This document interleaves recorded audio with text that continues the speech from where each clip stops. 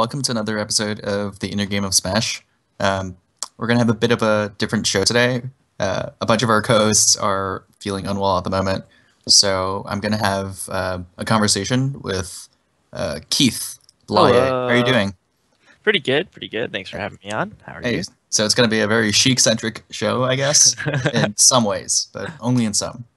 Um, so, yeah, Keith, how have you been doing? How's everything in Boston going for you? How's the tournament scene been? Pretty good, pretty good. To completely toot my own horn, I got top 8 last week, and what I felt was a pretty stacked New Game Plus, so I Very felt pretty nice. good about that. That's awesome. Yeah, it was my first good losers run of my life. I had 5 losers wins, so that was pretty cool. Wow, Um, that's impressive. yeah, uh, yeah, Yeah, pretty good. awesome. How are you? I'm doing pretty well. Kind of been busy with school.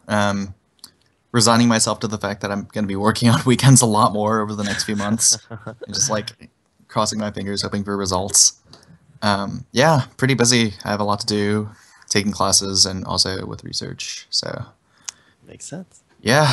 So I guess one big topic I want to chat with you tonight about is the idea of optimizations in Melee. So when we think about optimizations, like it applies in a lot of areas. It's not just about pressing the right buttons. There's like positional optimization, some of which is certainly beyond human limits, I would say, to perform consistently, Yeah, or just like at the cusp of human limits. But also, there's a huge part of the game that has to do with punish-based optimization. So once you're in a situation that you have a lot of control over, how do you like bend the situation to completely be in your advantage, and how can you get the most out of that situation? So on the topic of like character by character optimization, one thing we kind of wanted to chat about and which we've been thinking about all week was um, it's an idea that we had gotten from Armada about which characters in the game have been optimized the most finely. So, Keith, what character in the game do you think has been figured out the most finely of the top 8, let's say? I think that one's clearly Peach, and I don't think there's too Yep. much argument there. I think, thanks Armada. Also because Peach is like a bad enough character that she doesn't have that many options compared to like the characters above her. Um, Yeah. so it's possible to actually, it's like it's much easier to optimize Peach than it is to optimize one of the species, right? Um, Right, and a lot of the stuff that's like hard with her seems to be within human limits. One of the hardest things about her is being in the right place at the right time. So movement yeah, with her is like a huge part of optimization. But situational awareness, like and knowing how to cover certain options, like that does seem to be like Peach seems to be like have hitboxes that are big enough and like wide enough that you can just cover like options just by being at a certain place. yeah. I think yeah. She's at a point where she can cover a lot of like pretty straightforward options in Punish game, Okay. and yeah, also she doesn't have completely stupid things that I feel like Fox and Falco have. Like just stupidly hard, Right, right. theoretically optimal things. Um, Right, yeah. so Anything involving Shine just feels like there's no limit to how technical you right. can be. Yeah. Yeah. Right. Yeah. And arguably, like, you can't even ever play Perfect Fox or Falco as a human Oh, because you need to totally make not. like such like split second decisions to Yeah. counteract what your opponents are doing. If you've ever seen like Perfect Fox or Perfect Falco, it doesn't even look like Melee. It just looks like Dragon Ball, right? Yeah. So Task fits are funny. Peach is probably the most optimized, and the Spaceys are probably the least optimized, despite the fact that they're still the best characters in the game and they're winning tournaments. Yeah, it's hard to say. I think there's also an argument that I guess let me think. So that's I like, guess like ice climbers are definitely super far from optimized, you think so? right? Because I feel like being able to wobble with them actually like leads to a strong argument that they're close to being optimized, which is why they've become such a big threat recently at a national scale. I like they're synced. So actually, this is something that I was talking to Q Puff about recently. Shouts to him. Um, that for example. Ice Climbers Popo rather has a reaction tech chase game on Hmm. Spaces, Yes. and that no one does that, right? So that means that anytime, like you can grab a Fox or Falco even if you've been split up and your Yes. Nana's away, and it Hmm. should be a kill every time. Especially because you can back throw them back onto stage, and so you don't even get forced to throw them off stage really. What do you mean back throw them So on like, stage? sorry, yeah, I didn't explain that well. So you know, like in Sheik reaction tech chasing, Hmm. if people just roll towards the edge, you kind of have to let them go off stage and do a recovery mix up. Hmm. Ice climbers, when you get forced to the edge of the stage, they can switch between using down throw and back throw. Is their back throw good enough that you can get like a Yeah, similar reaction tag chase off of it? yeah, but I think it requires like frame perfect wave dashes and That's what stuff. I've heard too. So it's So not. it's difficult. But you know, like and I think also with ice climbers having you just by the fact you have two characters, like there's so many more options. There's It's just true. exponentially more options that haven't been considered. But what kind of like quality would you get from these like optimizations or improvements to get them to like the next level? Like, what's the value of pushing it that much more? Honestly, I don't really know because I don't know ice climbers as well as I should. Hmm. But I just sort of, I guess I've always sort of just intuitively felt like there should be a lot more with ice climbers, just because there's just so much more to explore, and I feel like there's been so much True. less brain power overall devoted to it than a Hmm. lot of other characters. So I think the punish game for Ice Climbers, like I think as it is right now, that already commands so much respect, and that's so close to being optimal that it's sort of hard to say Mhm. like what more you can do from being able to kill someone off of a grab, right?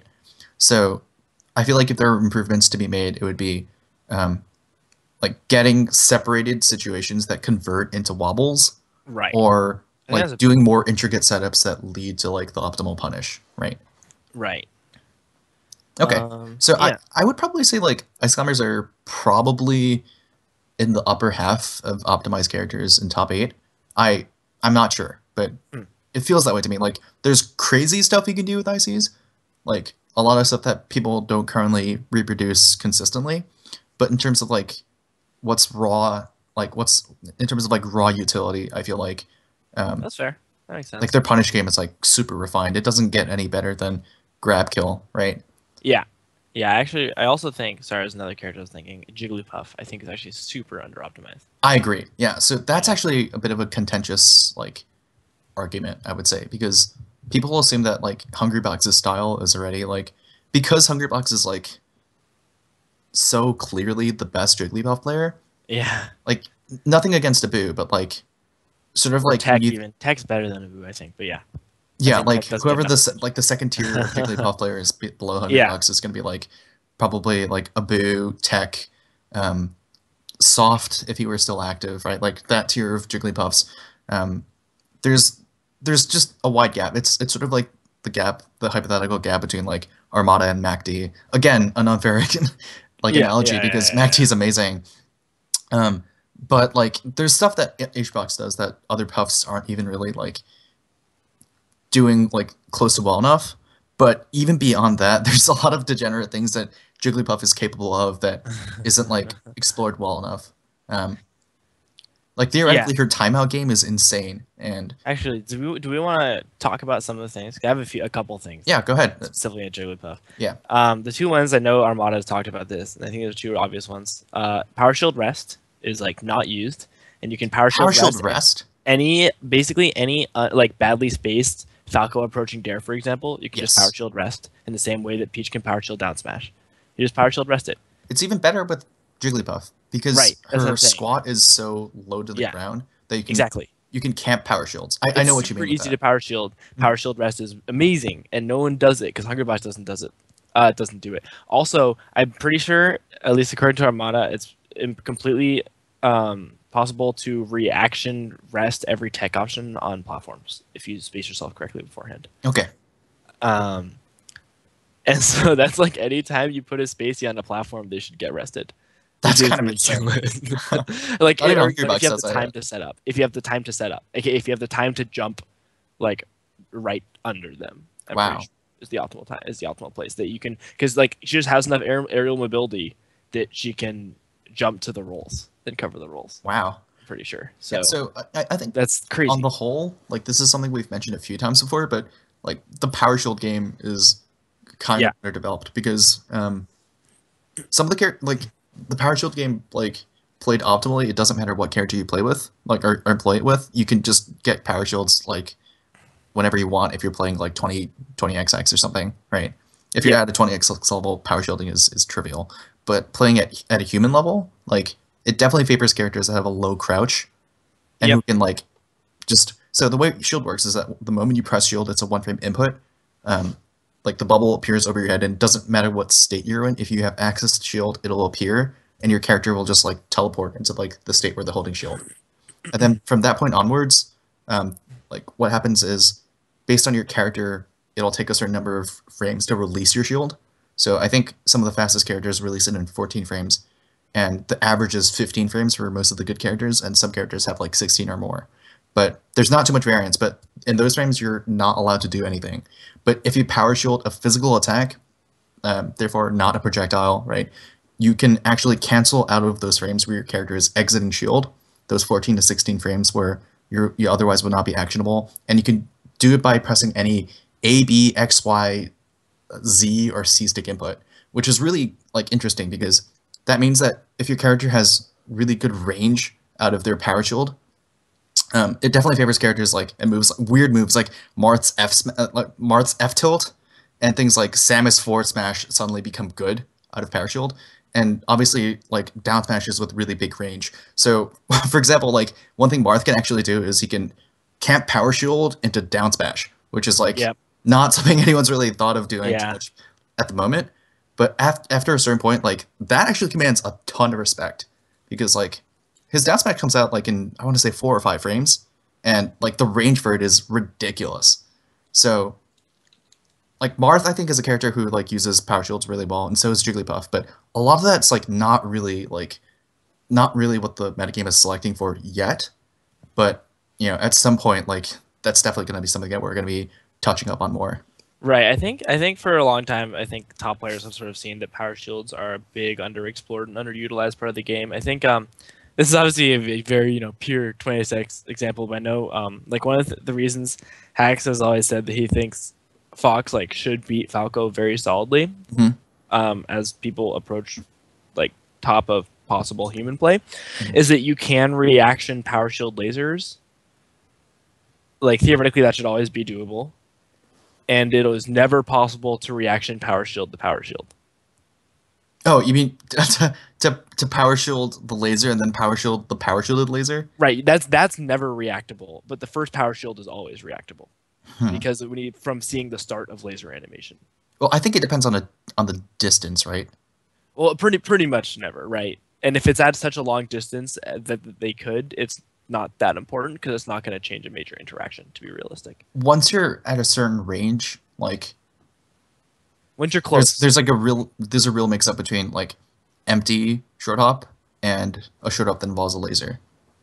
Right. right? That's the way I see it. Like once you're Yes. like completely close to the range where like you're fighting almost like head to head, or like when you're just butting heads, at that range, like you can't really react to whatever option they choose. They could do nothing, and you'd be stuck in shield, and you can get grabbed or shined on. Well, I think one interesting thing is as if this is obviously like very extreme, and I don't think anyone's like this is hard.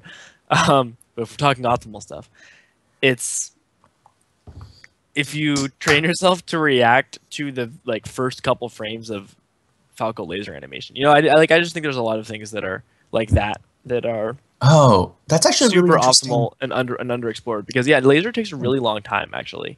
It's Yeah, like and there's like a 13 or little 14 flash. frames. There's a Right. little It's like flash of 13 or the 14 laser. frames from the start of the animation until it comes out. So that means if you're not next to Falco, it is always within human reaction time to react to a laser. Interesting. If you're not immediately next to And Falco. there's both an audio cue and a visual cue for the Right. laser. Yeah. Okay. So obviously this is like pretty crazy, optimal, insanely hard things. But I think like all that's clearly within Wait, the human Keith. boundary. But what if we start reacting to the audio cue of a power shield? That's the thing. I There's think a sound for that, right? it's There's too like the little, but bonk, it's too bonk. little. If you react to the power shield, it's there's not enough time. Okay. That's what I'm saying. At most these What frames. was the That's other what it's interesting. Jigglypuff thing that you thought was not Um, optimized? the resting every tech chase option on platforms. Oh, so one of them is her power shield game, and the other is power like is the Reaction tech chasing with insane rest. reaction Yeah. tech resting on platforms. Yeah. Okay, I think that's a pretty reasonable argument. Um, I shout outs to Dudusai. I know that one thing that he's loved to do before with Jigglypuff is that at any point he doesn't feel like he's in too much danger and he has a lead, he camps for power shields or he camps for like crouch setups that lead to rest. Not to a point where it's like degenerate, but That's he'll actually he'll great. test you a few times. Like if you don't space things out well, like he'll just get like an easy rest and you'll lose your stock. That's really dangerous. And he's also told me before that with characters like Captain Falcon, characters with like really big windups for their hitboxes, Yeah. it's really easy to power shield like their move because you can see it from like a mile away. There's no like Yeah. inherent danger until like the move actually comes out. I will say that with 20GX, it's a lot. It's a lot iffier to do stuff like that. Gravy really goes for like latest possible up airs. It's so easy to get blown out by those. So if you're just like Right. waiting for like There's a also lead that plenty of never things that comes, yeah, there's plenty of things that aren't reactable. Anything less than 14-ish frames is not reactable. It's kind uh, of how I think about 15 if you're an old man, right? Just it. kidding. Yeah, that's about right. And that's actually sort of like the limit for a lot of moves don't like a lot of moves come out before that, so you can't even properly like react to something. You have to like intuit that it's coming. Right. I mean, that's why melee and fighting games are still good games because if you Yeah. could react to everything, they'd suck because it'd be a stupid game. Right. Um, Right.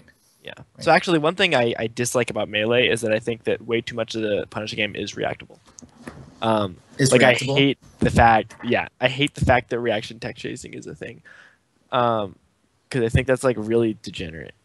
Um, so, but It can't be, but it's also imperfect. I feel like reaction resting is like, if anything, possibly more degenerate. oh my god, reaction resting is so much more degenerate. Yeah, I just meant like general reaction tech chasing. Like anytime you can cover all options from a situation on pure reaction, that's pretty dumb, I think. That leads me to my next character that I want to talk about. How optimized do you feel like Marth currently is, and how much new ground do you feel like Mango's Marth, for example, has been like?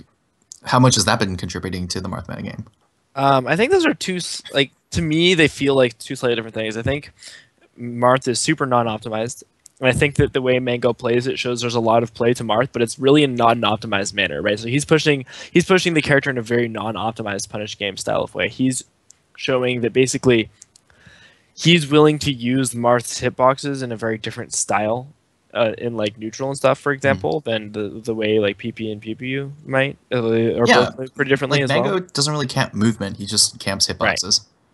Yeah, and so he does a lot of really interesting nair things actually that PP never does or very rarely does. Hmm. Um, but also like the way I think, like no one does the pure Cardano stuff perfectly, right? We have some close things like PPU's set win against Hungrybox at Apex, 2015, I think, Hmm. is an example where someone finally brought out the tippers, but no one's Pivot forward really smashes, right? right. But for example, every time she has to recover on stage against Marth with a B, she should be getting pivot tippered once she's at mid percent.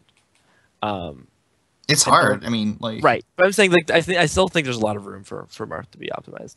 yeah, I think Marth's punish game on FD against Spacey still sucks because I don't have like exact information on this, but I asked Armada about this when I went to a tournament he was at, and he told me that by using up air strings, you could always guarantee a tipper at 90, like hitting when they're at 90 before the hit, on FD, and that the like setups that Muji King and stuff does that hit with a tipper at 70 are like really suboptimal. oh wow, yeah. Um, so I think it's interesting. I think even a lot of these realms, like melee, is such a hard and complex game that there are so many things that aren't optimized, even in these cases that we feel like are optimized, like Muji King's FT punish game is super non-optimal. Yeah, I mean, um, I feel like players like Makari would actually say that like Mewtwo's uh, grab game on FD is like definitely outdated by today's standards, and that like Yeah, there haven't been Marths that have like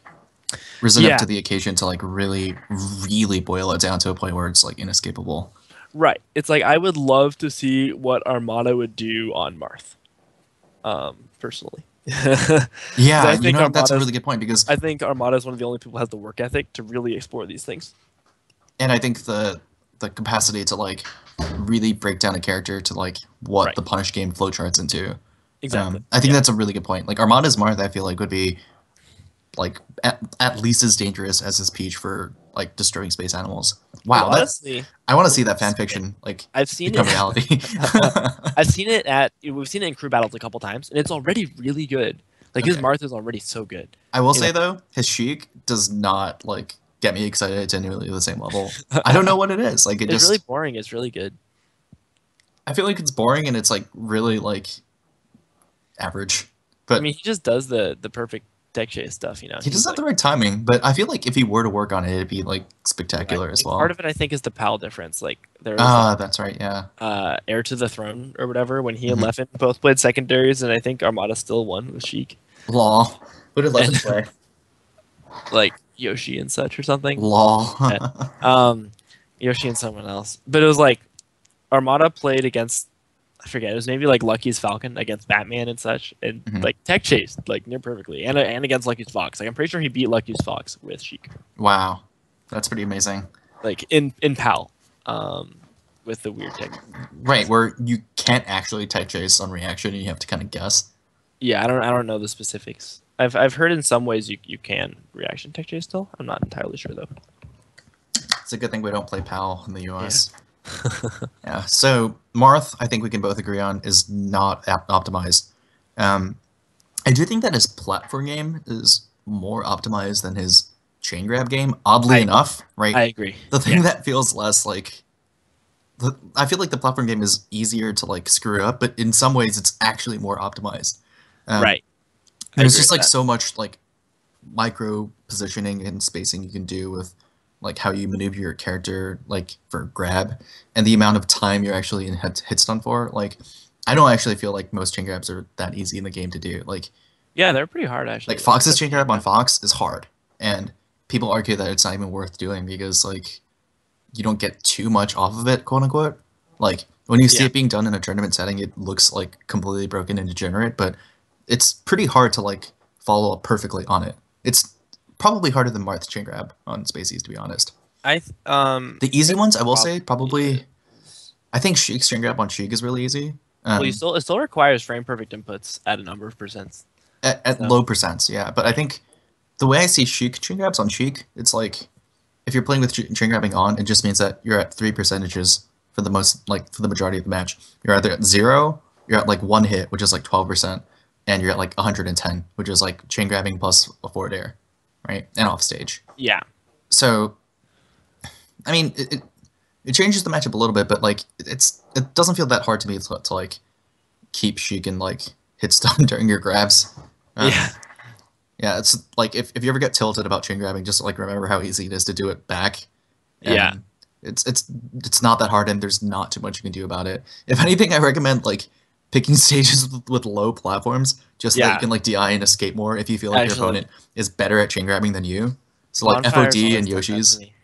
yeah, Bonfire's always done that to me, just because he like doesn't like getting chain grabbed, I guess.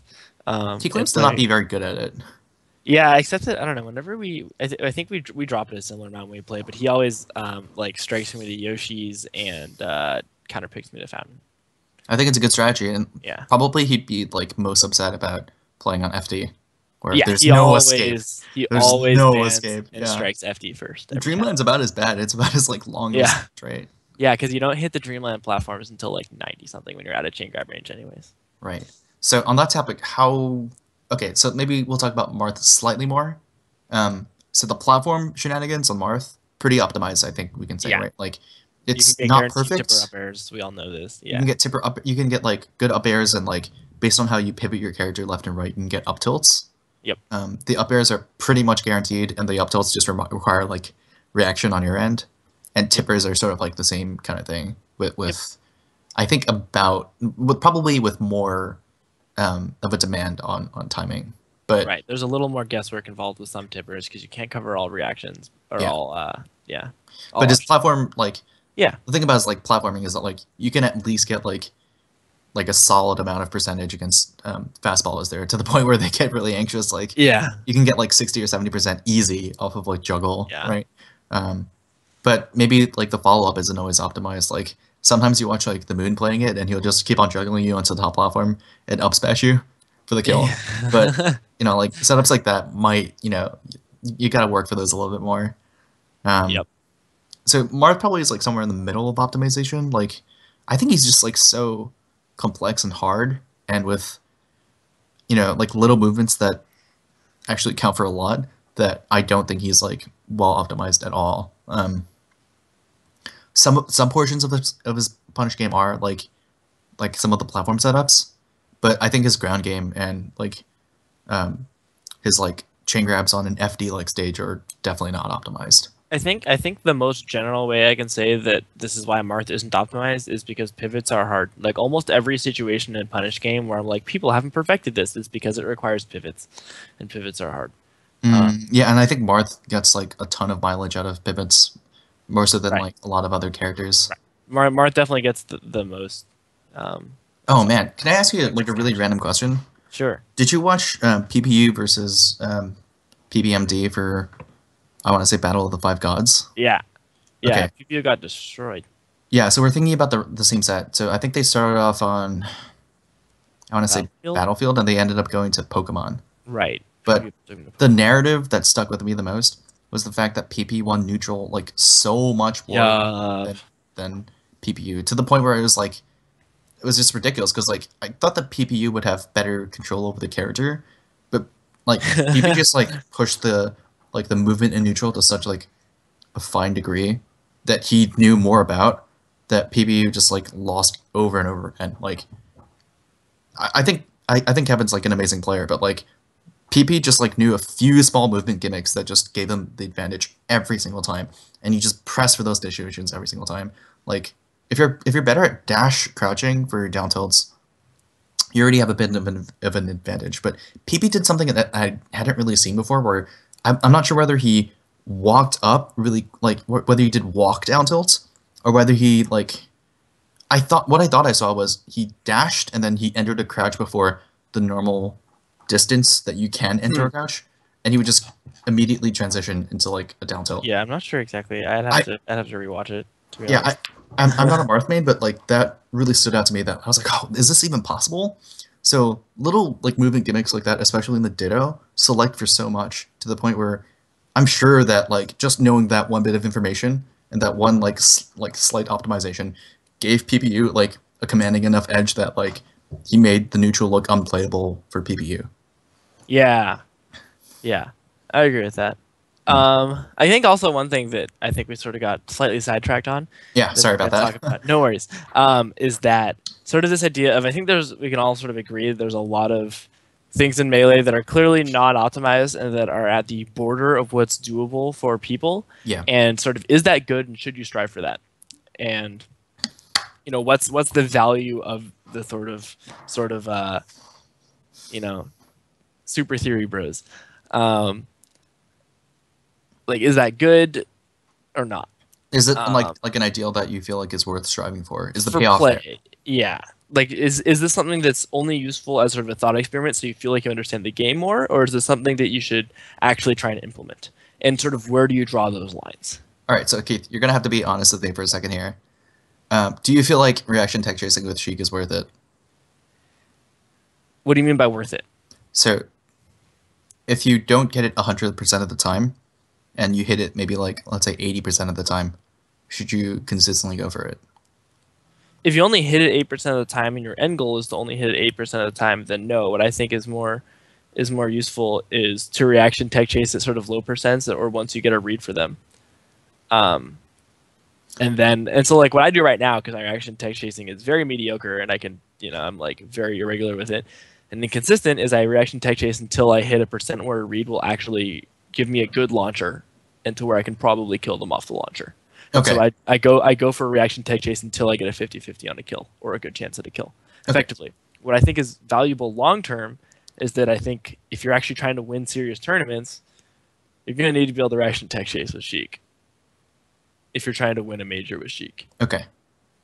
I think I can mostly agree with that. So I I would say you probably like are more of the camp where you have like a hybrid style where like you like the ideal of reaction tech chasing, but you aren't married to the idea.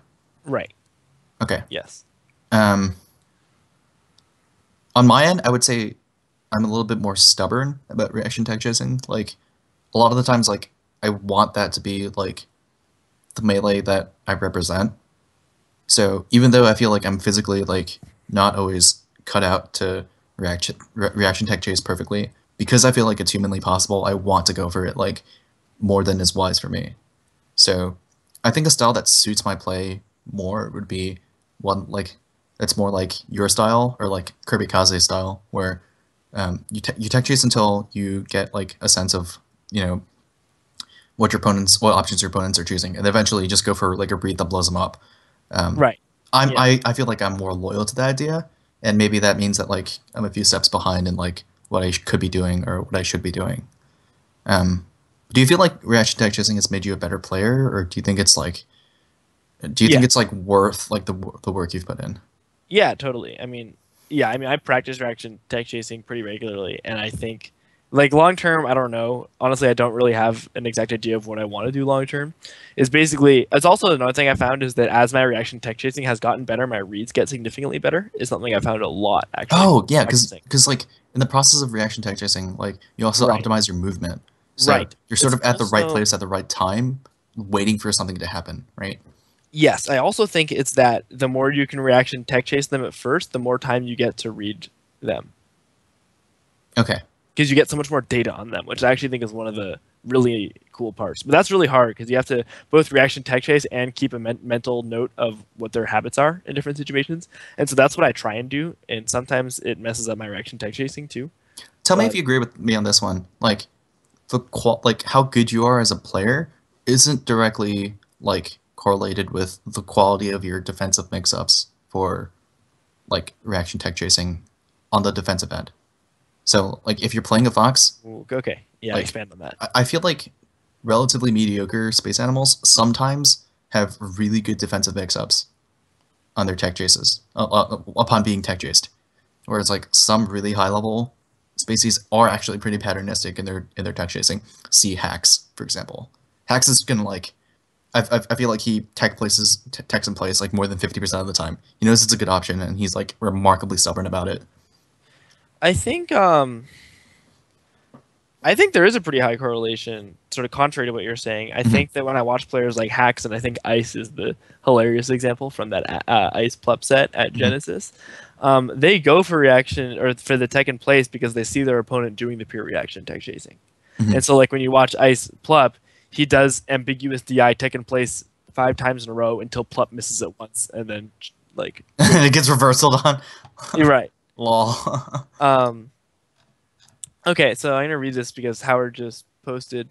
Um, and since he can't really talk, I told him I'd read anything. He said, Melee is a physical game. Reaction tech chasing and optimal punishing is like going for the three-pointer in basketball. It's hard, even if optimal, so maybe not the best idea.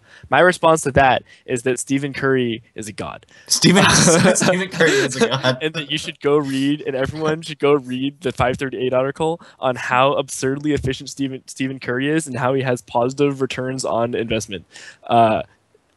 Like and positive returns to scale, and that if your idea is to compare reaction tech chasing to three pointers in a negative fashion, Stephen Curry has already proven you wrong, because And he just Stephen hit Curry is like 400. plop, right? Or He already hit Swedish 400 delight. pointers this year, and no one else in history has hit more than 300, and he's Oh done my it for god. the highest percents in history of I like think we need to push the successful 3 point success. line back even further then. That's like in the conversation because of Stephen Curry. Oh my god. Stephen Curry is like ban worthy in any video game. Let's not even get into like Michael Phelps, right? Yeah, no, it's like no. Stephen Curry is like truly like nothing in history has ever possibly mirrored anything like him. Um, Well, I like the topic but that anyways, Howard brought up in the chat, but one more character. There was one more character we didn't really get to discuss in terms of optimization, and we sort of glossed over space animals. How do you feel about the optimization of Falcon, and what do you think of like Tony Jax's like movements, the movement to like push Falcon to be the best character in the game? Do you feel like it's a feasible goal, and like how optimizable is Falcon? I think like the 20 GX crew is like showing that it's pretty good. There's Mm, a lot of crazy tech chase stuff you can do. Um, I think part of the problem with a lot of the 20GX players, well, I think some of them are starting to have sort of breakouts. You know, like Wizzy does crazy optimal things all the time, and he even goes for a lot of reads. He also does a lot of sort of small optimizations that people don't really notice because they're kind of hard to notice. And that, like, for example, if you have knockdown and they don't tech, he crouches in front of them, so you crouch cancel tech in place. You jump cancel, or sorry, you crouch cancel get up get attack. up attack. You reaction grab. Uh, like every other option, which means he does raw dash back out of crouch to grab roll behind, which is a 1 frame input, and he does it every single time. He like never misses it. It's the hardest stick input like in the game. It's Wait, disgusting. so it goes out of crouch into Crouch to dash to. dash back is Oh, a 1 frame input. I've actually started practicing this so I can do the same thing, and I'm like 50% ish in practice, and he like never misses it even in major tournaments, and it's that's disgusting. crazy. Yeah, it's Okay. absolutely insane. Yeah, you have to go from like down to back in 1 frame. Um, and Okay. yeah, and so I think one of the reasons is, and we started seeing this, you know, like Gravy started to have really good results. He had a really good run at Pound. Um, Yeah, I don't know why people always like discount Gravy a little bit. Like once you actually get to like sit down and watch him play, like he knows a lot of stuff, and like his offense is insane. Once you get like, what was the saying? Like, yeah, it was like the West Coast saying, like, grab by Jeff, hold your breath. I think that was it, right? yeah, When you get grabbed by Gravy, like you don't like you feel like unless you know something that he doesn't know, like you can you're get you're just gonna eat shit. you're gonna So get messed up. that Yeah, you're gonna at least like eat three up airs or like be off stage or like get kneed. It's the worst. He makes like Sheik Falcon look like pretty freaking doable on Falcon's end. yeah. It was interesting actually in one of the recent Scar and Toph shows. Loudnen just talks about that set. Him On versus Gravy. Yes, and he was Yeah. saying how he thought he was going to get destroyed by Gravy, and that he felt way more confident going in against S2J than against Gravy, and how, in the fun fact that people sort of forget now because people are like, "Wow, Linus got fifth, and he beat Gravy," is they beat him 3-2, and he got 4 stocked game one. Like Yeah, he I heard got about that. demolished. Yeah. I talked to Um, Gravy at Pound specifically about that. It was ridiculous. yeah, Yeah. yeah, I think like Gravy's definitely onto like some really good ideas. Um and I really like the fact that like he uses knowledge of the game as like one of his like best resources. Like that yeah, man can press buttons, but he doesn't win by pressing buttons. Like he right, wins mostly by knowledge, which is really impressive for a Falcon player. yeah, That actually transitions a little bit into like the next thing I kind of wanted to touch on. So something that we've talked about in chat this week was like the idea of how as a competitive fighting game player, there's three elements of the game, like big picture ideas that you have to be good at or that you want to like focus on. So there's the idea of brains, which is like how much you know about the game and like how much of like the game you've studied, whether or not you're a frame weenie, things like that. So that's like the brains element of the game. And then in another like it's not a quadrant, I guess it's like in another corner of the triangle you have right, um, what they called heart, which is like the ability to like read and put pressure on your opponent just like by having a presence, right?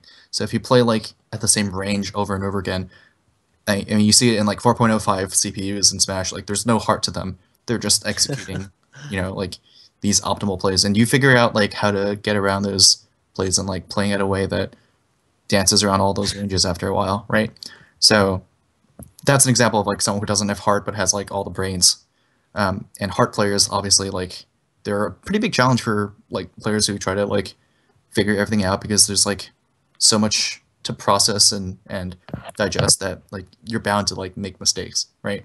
yep, And the final quadrant, or I'm sorry, the final corner of that triangle is called I think it's called physicality, which really has to do with like um, it's your tech, right? it's not just your tech. It's like it's like everything that makes up like how consistent you are at executing the hard things. So Right, it's it's like sort of like raw the tech. execution. I It's like feel raw like. execution plus like plus know-how plus like all the physical factors into being like an athlete or like a Yeah, smashlete, yeah, right? yeah. So I mean things like raw reaction time factor into this. Things like pattern recognition and like the ability to stay calm under pressure, they all sort of, like funnel to some degree into either like physicality or heart.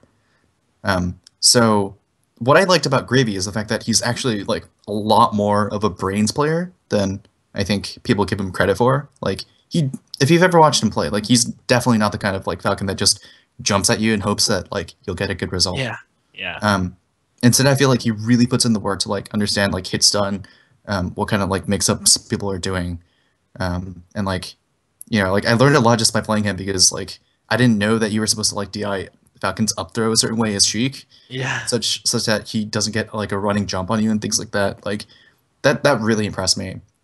But not everyone has to rely on brains to be a good player. Like there's a lot of players. I think Mango is like the embodiment of like the heart player because like his mix-ups on any character just like draw you into like this his fearful aura. Um, you're just never really sure what he's gonna do, and like you just feel like he has so many ways of like possibly killing you that like you're just it's hard not to be afraid, right? Yeah, I think Mango is more of a brain player than we tend to give him credit for as a community. Yeah, Like in almost the way that we sort of relish him as this like yeah, right.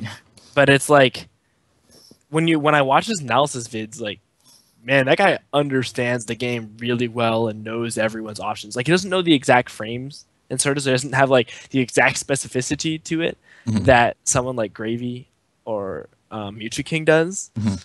But Mango knows what everyone's options are in every Oh situation. man, yeah. It's The like DIs, the defensive right. options, yeah.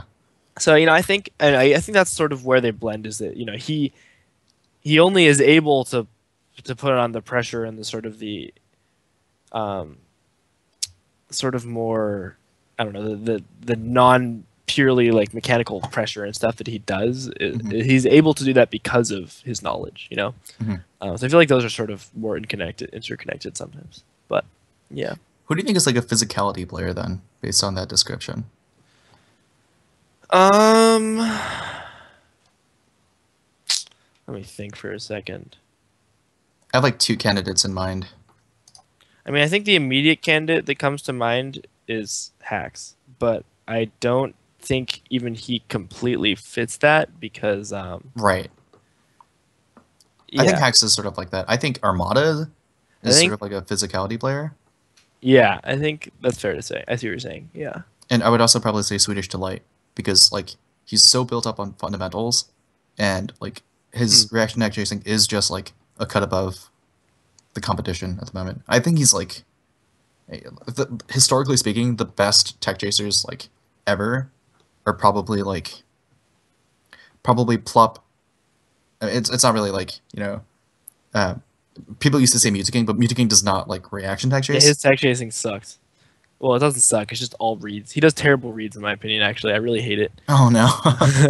So Plup is like I think the standout example of the current era. Drug Fox as of last year. Taupe, if you go any Taupe farther like back, from Taupe is a you're gonna go god. Taupe's reaction tech chasing is like It's so absurd. good. Like Falcon like he was the bane of Falcons in bracket because like if he got a grab on you Yeah, like you just lost the stock always. yeah, Dreffin is actually super good at yeah. reaction He's tech actually chasing. really good at it. It's really funny. I think Like it's really funny when you look at like Borp and Dreffin because they're players that people don't think of being technical, like mechanical players, but now they actually have Dreffin's incredible reaction tech chasing. I would say Dreffin's like biggest asset is probably his like physicality.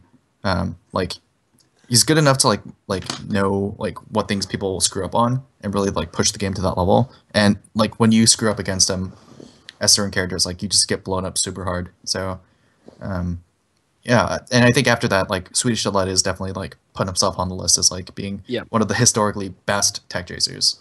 yeah, I agree with that.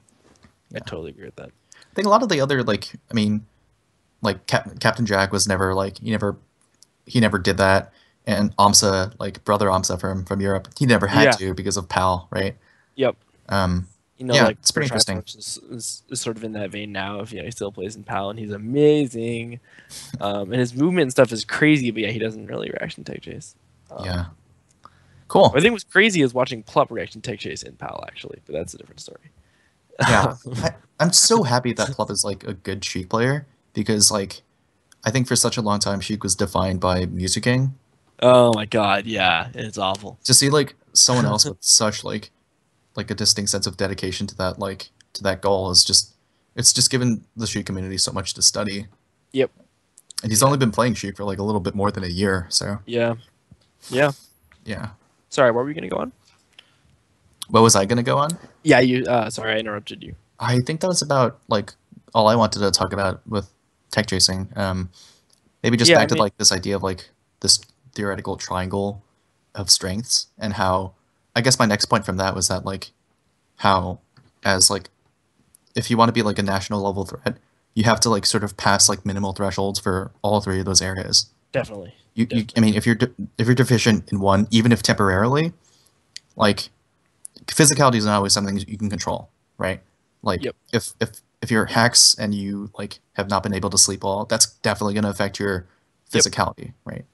And obviously for like I guess like you don't really lose out on brains too much ever unless there's like technology that people are bringing out that you've never seen before. Um, you can't be prepared for the like what's unknown, right? If someone Yeah. like develops like a subtle new tech and you've just never seen it or experienced it before, like what do you do? Like I'm sure Yep. when wobbling was first like getting to be like a huge thing in the scene, that caught a lot of people off guard. And to be honest, Absolutely. now Sure. like that's still like an area where like criminally, vulnerable to. Um, and I guess like for heart, right? If you're like emotionally unstable for a tournament, like you I can't play at your best. mean, It's we clearly have examples of that in the community, right? So, yeah, you yeah. know, it's a So especially in the age of Twitter, it's a particularly obvious one. I feel like now, because like it's so easy to like make fun of people and make them feel bad. and just they all post. They all just like everyone gets sad and then they post being sad on Twitter True. after they lose. I feel like I've that never happens gotten really that. often. Like whenever I've been at a major, I've just like never really wanted to like keep my phone on me. It just feels like baggage, you know. I just want Yeah. to like let loose and play, not like Yeah. talk to people. Like I always go to tournaments just to like make the best use of my time. But I remember the saddest thing was watching at MLG like last year when Muta King tweeted like how sad he was from the stream. Like as he was playing, you could see him tweeting like on his phone. You could see yeah, him like pull his phone out during mid like in between sets, and then like he tweeted, and I was just just like like, oh rocking my back and god. forth with the words, right? Yeah, and I was Yeah. just like, Oh, no. no, But yeah, not like anyways, this. yeah, Yeah. So I feel like there's like minimal thresholds that you have to reach in order to be like a good player, and beyond that, like you know, it's sort of up to you like as to how you want to define yourself. But you have to like you can't be lacking in any specific area. Like nationals are really getting harder and harder and harder. There's like the bar is being pushed further and further. There's more players like willing to go further for upsets and stuff. And there's yeah, like I feel like the burden of like how much you need to know and execute has never been higher. So it's freaking hard, and you have to be like amazing in like all three areas. And beyond that, if you truly want to differentiate yourself, you have to like go above and beyond in some of these areas. yeah. I So also think yeah. One thing is that I think actually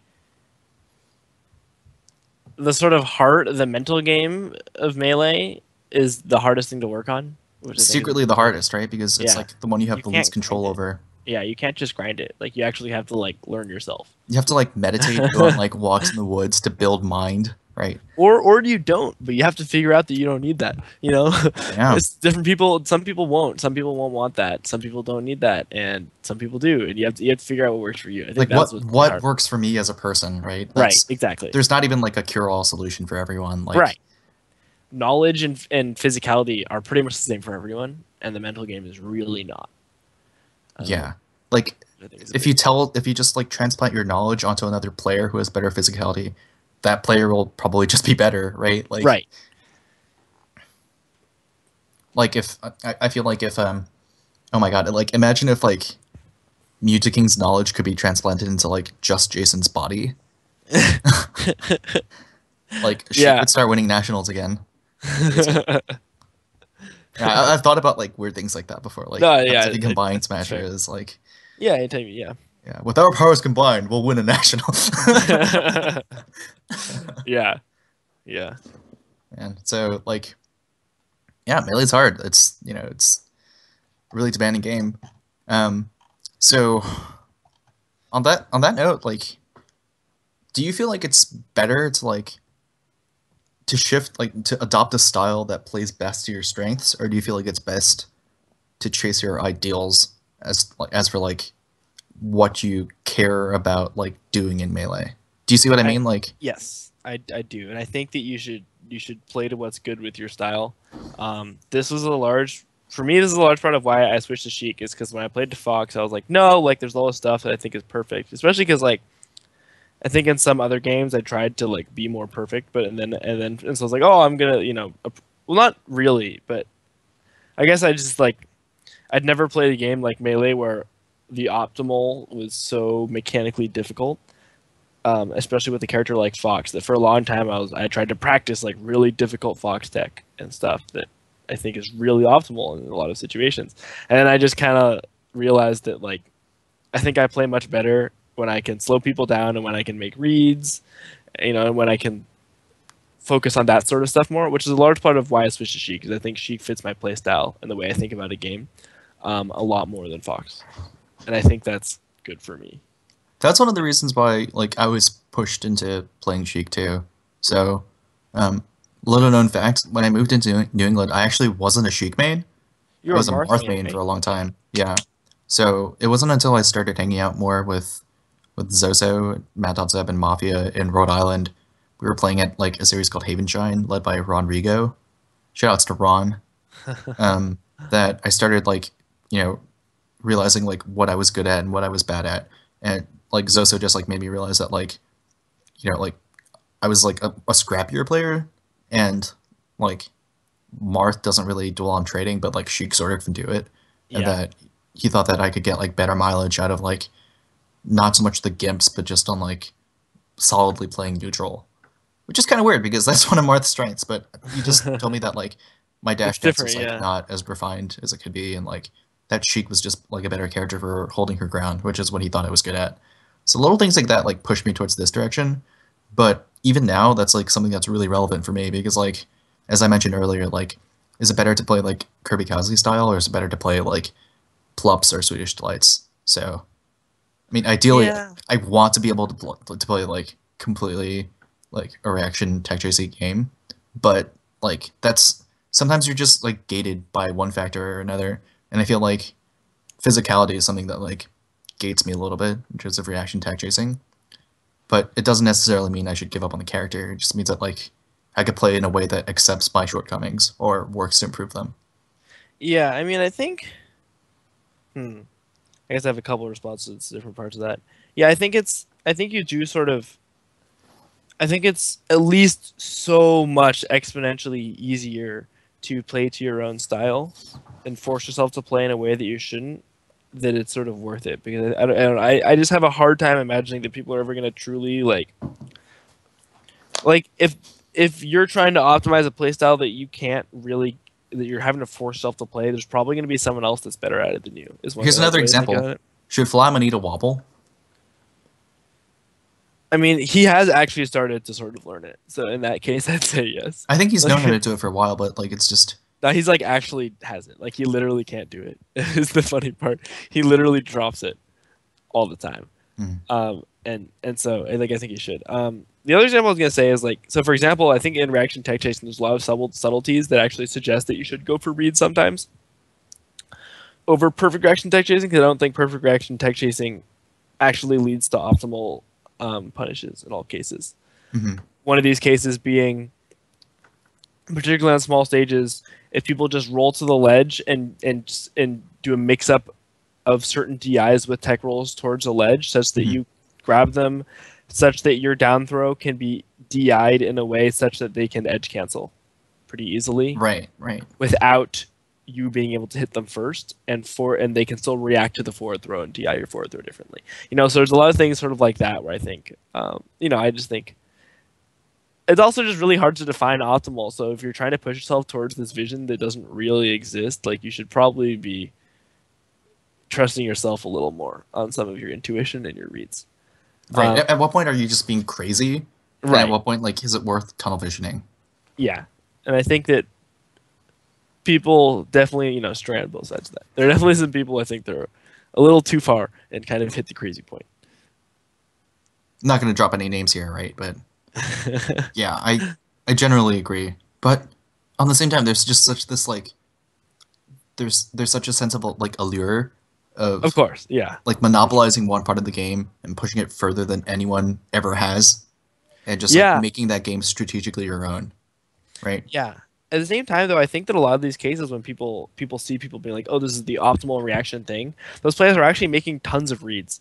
Like when you watch Hax's shield pressure, he actually reads people constantly, Right. and so he's doing things that are super suboptimal against some options because he's making reads all the time. One of the common ones is he does a lot of multi-shine into wave dash forward.